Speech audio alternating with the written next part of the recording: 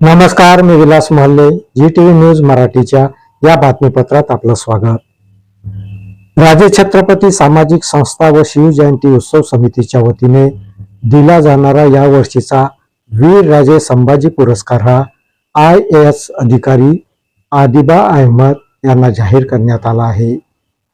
यवतमाळच्या घाटंजीमध्ये 19 फेब्रुवारीला शिवजयंती उत्सव दरम्यान या पुरस्काराचं वितरण करण्यात येणार आहे.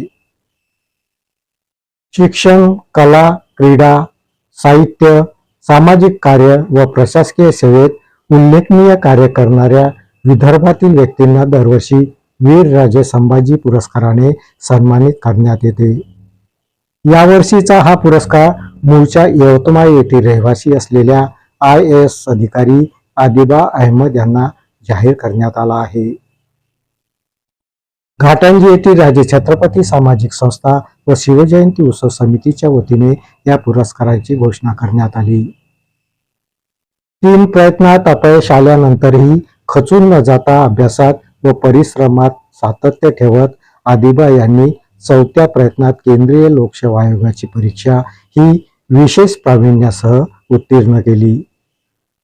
फारसे आर्थिक बळ नसतानाही स्वतःच्या जिद्द, चिकाटी व मेहनतीवर आदिबा अहमद यांनी मिळवलेलं यश हे युवा वर्गासाठी नक्कीच प्रेरणादायी व प्रोत्साहित करणारं आहे.